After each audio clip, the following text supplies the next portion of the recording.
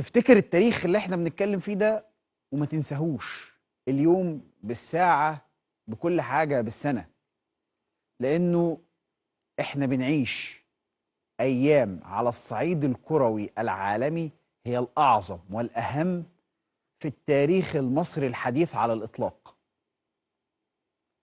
وهقول لك ليه، بس ركز معايا. انت النهاردة عندك عمر مرموش ومحمد صلاح،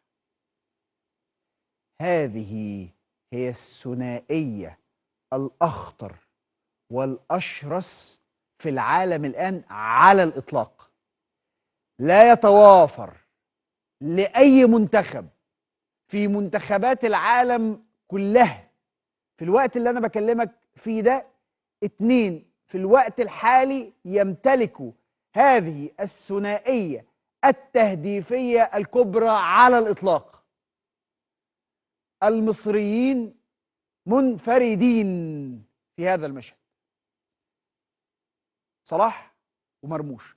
صلاح النهارده بيتألق مع فريقه وبيكسبوا شتوتجارت 3-2.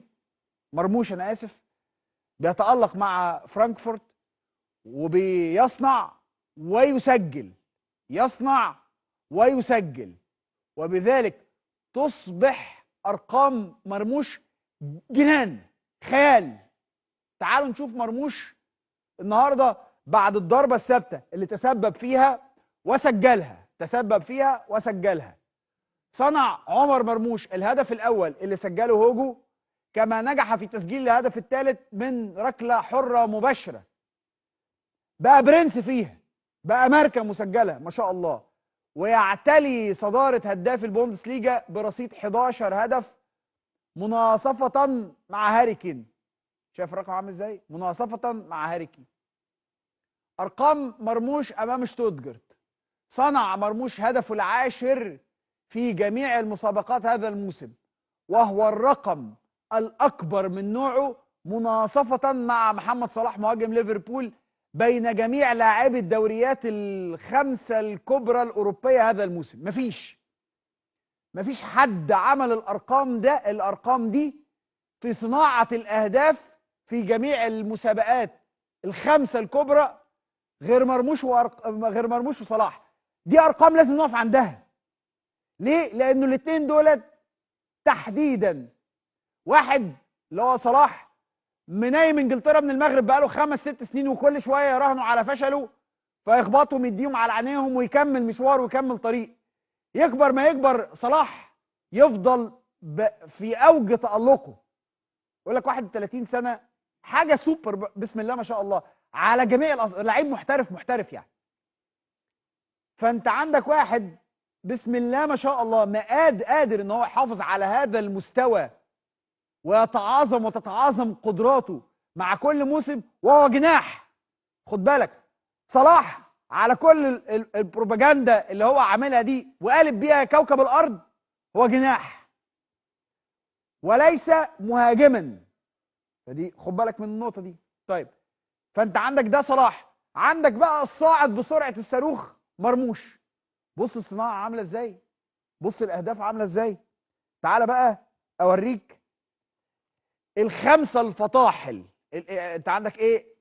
الخمسه الاوائل القائمه اللي فيها اول خمسه من حيث الاكثر مساهمه في كل البطولات هذا الموسم.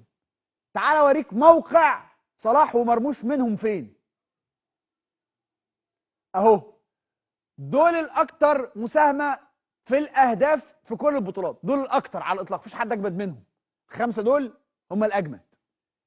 اول واحد هاري كين في كل البطولات، انا ركز معايا، 17 هدف، 9 اسيست، 26 مساهمه، 18 في الدوري منهم. ماشي كده؟ طيب رقم 2 يجي بعد هاري كين مين؟ مرموش اهو، 14 هدف، 10 اسيست، 24 مساهمه، 18 في الدوري فقط. يجي على طول بعد هاري كين. تعالوا نشوف بقيه القائمه. 3 رافينيا، 12 هدف، 10 اسيست، 22 مساهمه، 15 في الدوري. ليفا 19 هدف، 2 اسيست، 21 مساهمه، 16 في الدوري. ومحمد صلاح في المرتبه الخامسه مع الخمسه الاكثر مساهمه في الاهداف ب10 و10 اسيست في دوري هو الاصعب على الاطلاق. 10 و10 اسيست ب20 مساهمه ب14 في الدوري. فانت لك ان تتخيل انه في الخمسه الاوائل 2 مصريين. ده شرف عظيم جدا. والاثنين المصريين صناعه مصريه خالصه، يعني ما فيهمش حتى ريحه الخواجه في حاجه.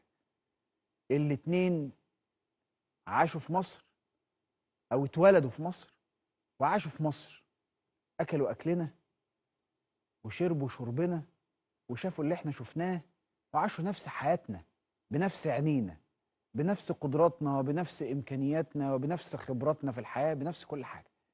يعني ما فيهمش واحد مثلا الاب مثلا كان عايش بره، او وده لا يعيبه على الاطلاق، بس انا بقول لك انه هنا انت لازم تقف، لانه المعاناه اصعب، المشوار كان اصعب.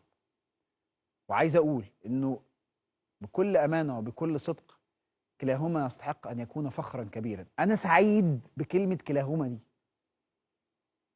انا سعيد ان احنا بنلحق محمد صلاح وفي ظهره حد تاني، لان انا كان عندي دايما وما زلت بصراحه عندي حته القلق من انه من بعد محمد صلاح يحصل جاب كبير. مرموش عنده تحدي رهيب، الاستمراريه.